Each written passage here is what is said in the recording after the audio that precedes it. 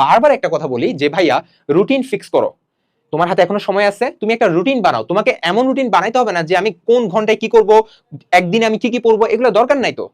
তুমি জাস্ট এমন একটা রুটিন বানাবা, ধরো তোমার 12 থেকে 13 দিন সময় আছে না, তুমি নিজের রুটিনের সাথে আমাদের সেকেন্ড মোস্ট ইম্পর্টেন্ট যে জিনিসটা, অর্থাৎ নিজের উইক পয়েন্টগুলো সিলেক্ট করে সে অনুযায়ী তুমি রুটিনটা বানাও। কিভাবে? একটা খাতা নিবা, খাতা নেওয়ার পরে রসেন প্রথম পত্র দ্বিতীয় পত্র নিবা, নেওয়ার পরে কোন কোন টপিক ইম্পর্টেন্ট এতদিন এসে তো তুমি অ্যাটলিস্ট এটা বুঝতে পারছো, ওই টপিকের মধ্যে কোন কোনটা ঝামেলা ধরো প্রথমত লিখবা, লিখে তুমি 2-3টা টপিকের নাম লিখবা যেগুলোতে তোমার সমস্যা। আশা করি ধরে নিচ্ছি যদি 10টা টপিক হয়, 10টা টপিকের মধ্যে তোমার 3 থেকে 4টা টপিকে কিন্তু সমস্যা থাকবে, এর চেয়ে বেশি সমস্যা থাকার কথা না। ঠিক আছে, তুমি ওই 4টা টপিক লিখবা।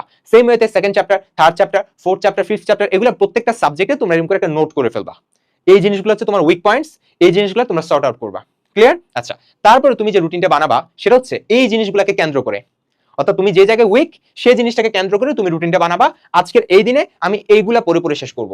ঠিক আছে, এখন রুটিনের মধ্যে টাইম রাখার কোনো দরকার নেই, বরঞ্চ যে উইক পয়েন্টগুলো ফিক্স করছো সেগুলা আজকে রুটিন, ধরো আজকে 1 তারিখ, আজকে 1 তারিখের মধ্যে আমি এই টপিকগুলো পরে শেষ করে দিব। সেটা হইতে পারে তুমি কেমিস্ট্রি একটা ধরছো, ধরে কেমিস্ট্রি 2টা চ্যাপ্টার বা 3টা চ্যাপ্টার বা 4টা চ্যাপ্টার, 4টা চ্যাপ্টারের মধ্যে ধরো 16টা টপিক, তুমি 16টা টপিক আজকে তুমি শেষ করে ফেললা।